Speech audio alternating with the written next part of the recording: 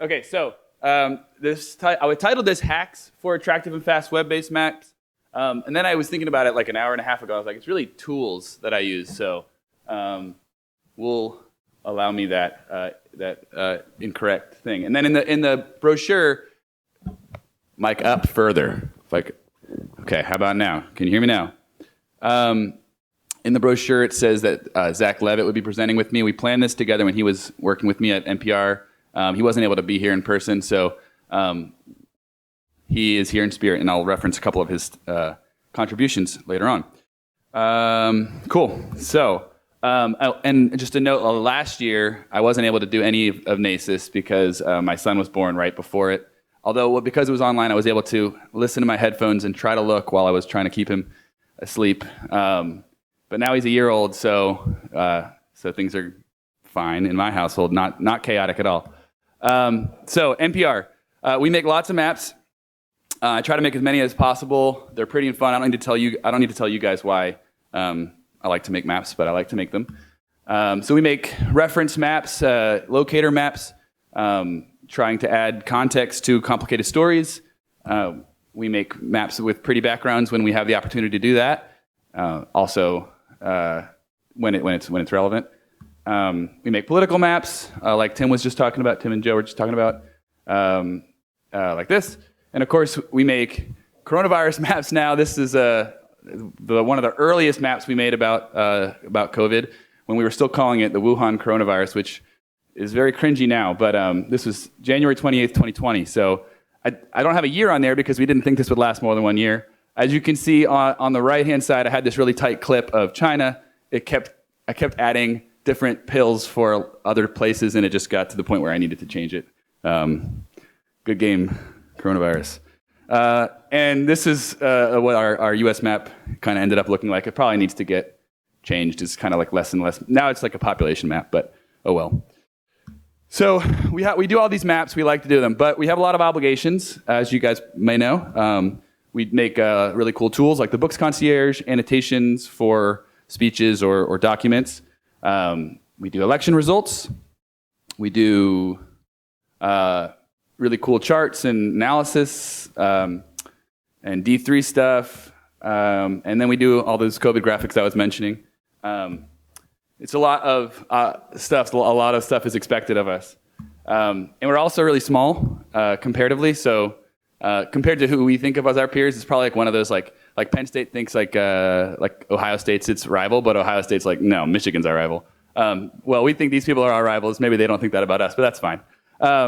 So if you look at the New York Times COVID credits, it's like insanely long, which is awesome. I'm so glad that they have the resources to do that and the people that have contributed throughout the last year and a half.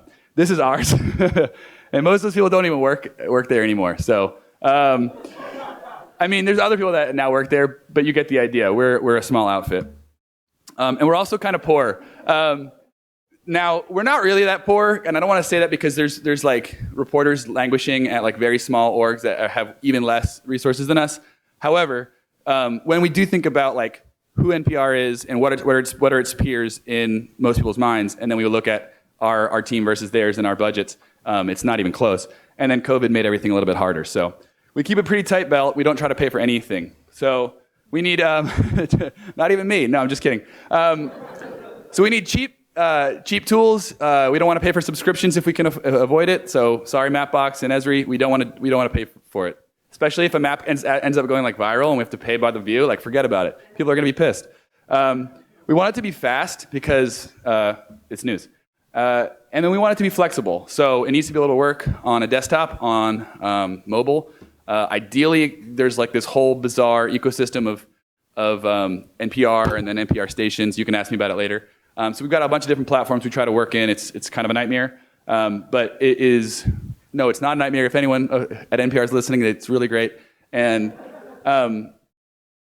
we also need like copy editors to be able to look at it and edit it and not make my life hell by having to give me line items that I have to then go into Illustrator. So I'll show that in a minute. So we use free stuff. We pay for this. This is all we pay for. Illustrator, Photoshop, that's it. Here's what we don't pay for. Thank you to everyone who develops these things and keeps them open. So I don't know if any of the QGIS people are like tuning in. You guys are awesome. The Times is responsible for AI to HTML. It's amazing. And I think MapShaper, Blender, which I don't get to use all that often, but when I do get to use it, I have super fun to do.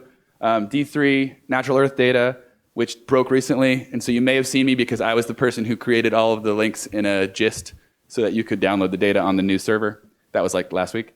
We actually used Leaflet recently. I'm not going to preview that, but if you have questions about that. The reason I say that's like surprise, because if you go back in time with me like 10 years, when Mapbox really didn't exist yet, I was interning at Mapbox. Leaflet was like what we were trying to use to, compete with Google Maps. And then they brought in the guy who made Vladimir, who's just referenced, and the rest is history. But Leaflet still exists, and it still works, and you can still build cool products with it. So how about that? Anything I missed? OSM, all the good stuff. Also, another solution to those 3 problems that I have, just steal all of the good ideas that everybody else has in all these talks that are then on the internet for everyone to see forever. So I'm not going to list those people. You know who they are, but go look those up. 2018 was also a great year. I didn't watch 2020 because I was knee-deep in diapers, but I imagine it was also great. Cool. But let's get to the meat of the presentation. So what do we add to this? Hopefully something, because here I am. I wasted 6 minutes of your time already.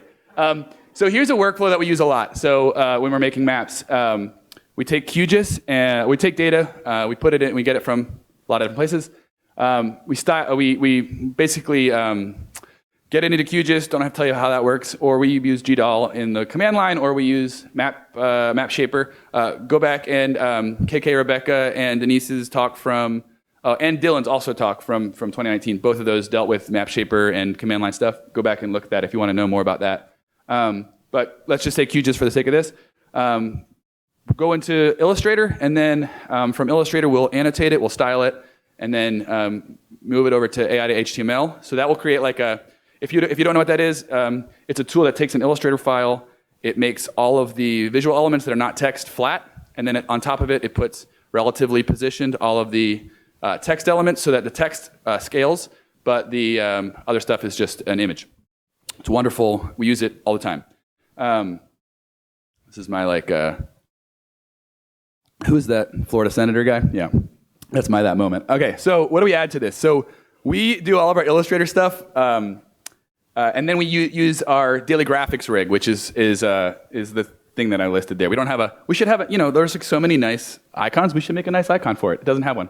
And then it uses Google Drive quite extensively. So what is the benefit of using our rig? So our rig, this is really dark because I snapshotted it at night, and now it changes the colors at night. But if you can see, it's just a bunch of files, and it's really complicated. And I don't really know how it works because I didn't write it. But Thomas did, and he is smart. So read the tutorial, and you could probably download it and install it on your own machine if you build a lot of web maps, but aren't at an organization that has infrastructure like this. This is designed to be public so that people like you could use it in the future. Some of the stuff that it has EJS. And so EJS is, I think it stands for efficient JavaScript or effective JavaScript or something. I don't really know. But basically it allows you to template out HTML snippets and create templates. So this is similar to I used to use Jekyll a lot for this sort of thing. There's a lot of other things that do, tools that do similar work. So basically if you look here, you can include partials. Let's see, there you go. So that's the head, so you don't have to remember what your HTML opener crap is and copy and paste it. It's already there. You got a copy.labels.headline. So that's a reference to, well, first of all, you can include if statements and for loops and whatnot. And then you can reference Google Docs. So this copy.labels.headline, I'll show you in a second, is a Google Doc that has all of the text elements of our template. And you can edit them in a native format, which is pretty in a Google Sheet instead of trying to do it in code or something like that. And then here at the bottom you have that's what when you AI to HTML outputs a map that's in a HTML file, and we just include it like any other include. It allows us to also have a .ai template file that has styles here at the bottom left. You can see this is a template that my colleague Connie Jin created. And so it has hierarchies and names and fonts and colors and whatnot. 3 different artboards, and this combined with our CSS file template allows us to hide those artboards at different view sizes. So out of the box, we have a starting point to say, I want to show this artboard on small, this artboard on medium, this artboard on large. But I actually never use the medium. I just do small and large because it's too complicated to do 3 different artboards. And I actually want to point, this is another question I have. Actually, if you guys could tell me in Twitter or like in Slack or whatever, if there's a good way to, because so I get this data from QGIS. I export it with the, like the layout manager, and you export to SVG.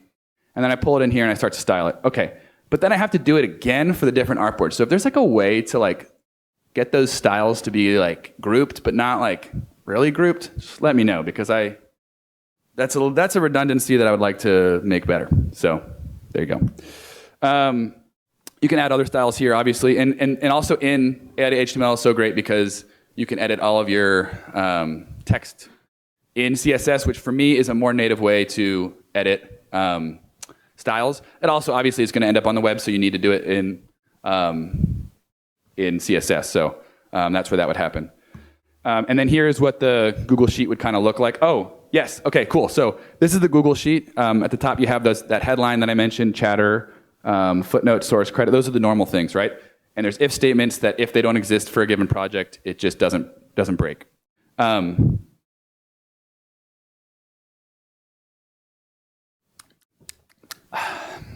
Okay. So at the bottom, we have these 2 label things. And this is an area that I hope is helpful to people because it was helpful for us when we realized it was possible. So the templating that I showed a few slides ago, this like caret, ampersand, no, percent mark, whatever, equals, you get it. We realized, we can do that in Illustrator, and then it'll get spit out as text of that in that way. And then our rig reads all that in and pre-processes it and puts out a finished map. So I can, instead of having to put those labels on the map, I can put them in my Google Sheet, and I can just reference them in Illustrator. So this is Illustrator, and this is what it looks like in Illustrator. It's not pretty, and it wraps in a weird way and whatever, but that allows us to have copy editors come in and do all the editing that we hope that they do to make us not look like idiots. This is a blank slide. This is another blank slide. Okay, so messy maps in Illustrator make flexible maps in the browser. So Marie Kondo, she loves mess. Here's an example of what that looks like. So right before COVID took over all of our work, there was some wild tensions with Iran, and I felt like it was like that and wildfires in Australia was like gonna be the story of the year, and we were so wrong. So here's an example of how it doesn't look like what the map will look like. I'll show you in a second what it ends up looking like. It's ugly, sort of, and it's not descriptive, obviously.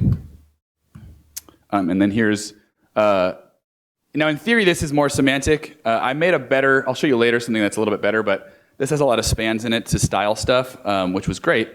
And I wouldn't be able to put that long of a text thing into Illustrator and have it be sensible, so I can do it here. This is going to style a bunch of stuff and have text that's editable for my less technical colleagues. So here's what it looked like finally. So you have the desktop view, you have the annotation on the map, but then for mobile, you have the annotation below the map. And because we had that text in one location, we didn't have it on the map. We had it in an editable place. We can load it dynamically into both places using the same variables. So that's really helpful for us. Yeah, and I think with this one, I didn't even make multiple artboards. I just made one. No, I think I made 2. Okay, whatever. So yeah, and you can see all that color stuff. That's what the spans were referring to. That plus hiding stuff. So it's like hide for mobile, show for mobile, that kind of stuff. Here's another. This is shout out to Zach Levitt at the Post. If he's not full-time permanent, you guys should make him full-time permanent, or otherwise I will try to get him to come back to NPR. So that's just for Tim out there. Shout out to Zach. Or, if you're hiring, hire Zach. I'm just putting the pressure on for someone to hire Zach. This was a great example of a map about redlining that he made. It was a really good map. It had a ton of text, and being able to put that text somewhere where it's not on the map was crucial for us. And it's seamless with all the other maps and charts that we have. This is how we use Google Sheets for all other charts that we make, so it's easy for our editors to get in there and work with it. So let me stop and take another drink of water. All right. So why stop at using Google Sheets for labels? This is a case study I'll go into, really try to go quickly because I only have 5 minutes. We were trying to make an evergreen map story that explained what the cone of uncertainty really meant for our readers. So you see this sort of stuff. This was right after Sharpiegate. So when Trump drew a Sharpie on the map. But also, it was after Hurricane Florence in 2018. So we did this in 2020. But Hurricane Florence was expected to go south of where it ended up going, kind of, because people didn't understand how the cone of uncertainty worked. People in New Bern and other places nearby in North Carolina were not prepared, and was a disaster. So we endeavored to make it's not that I wanted to reinvent the wheel and make a better version of this, because I'm not going to. I wanted to make a graphic that helped walk people through what they were looking at.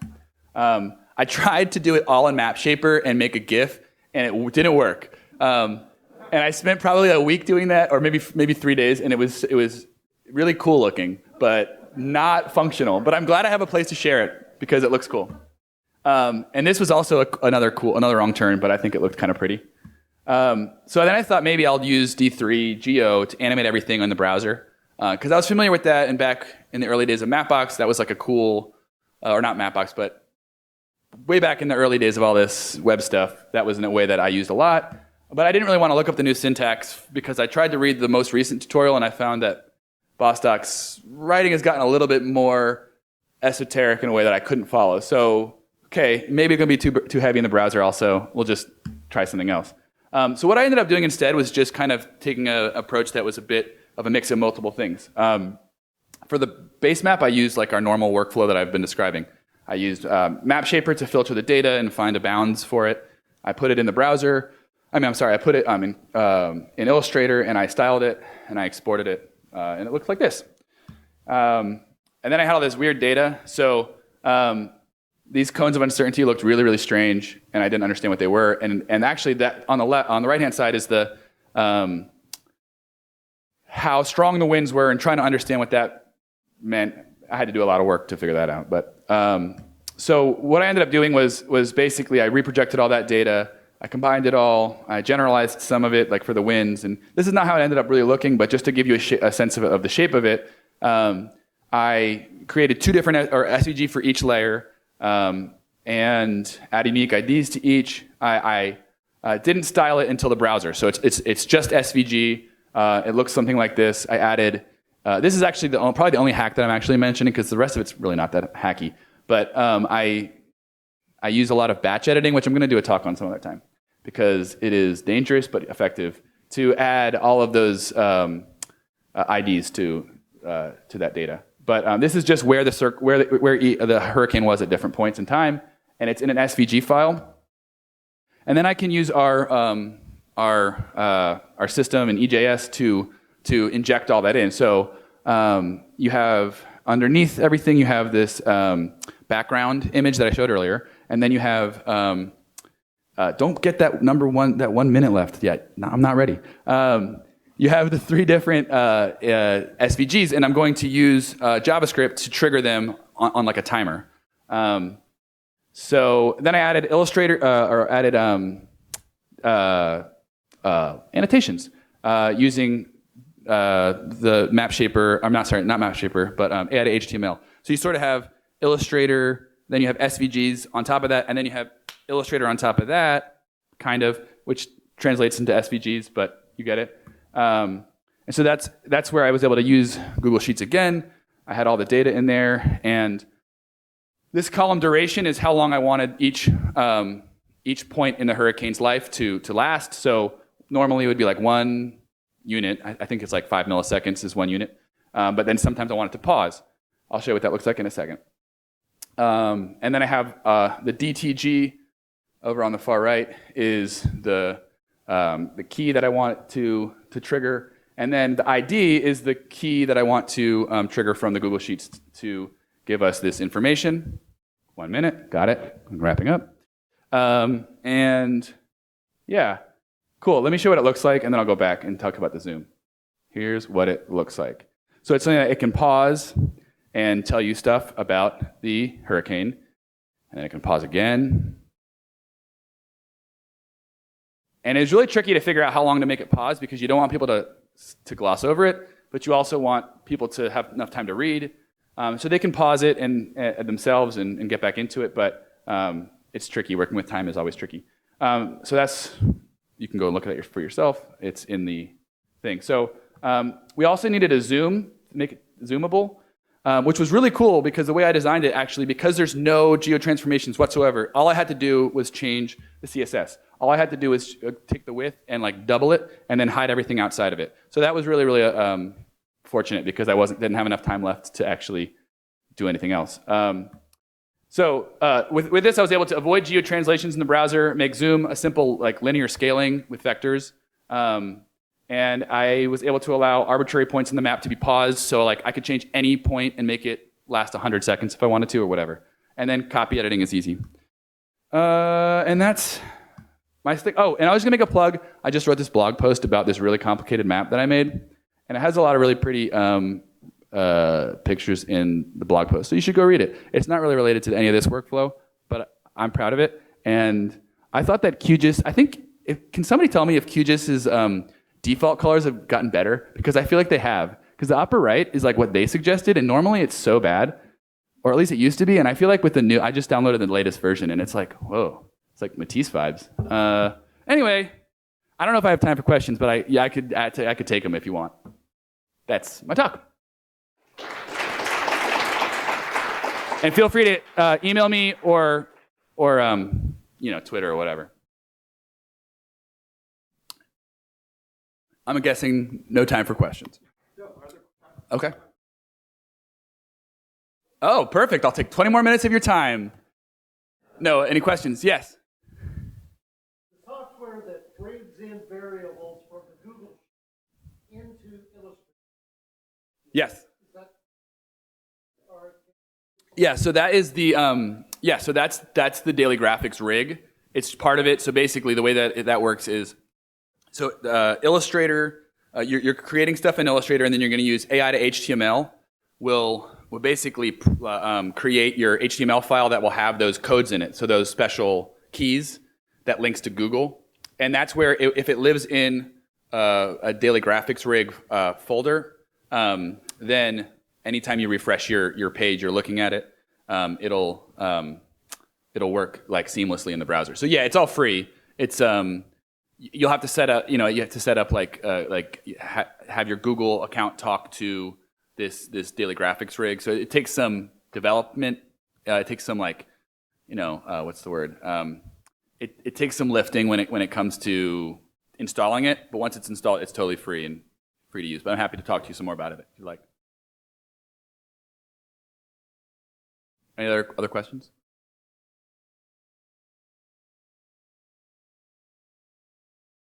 Alrighty, thank you guys.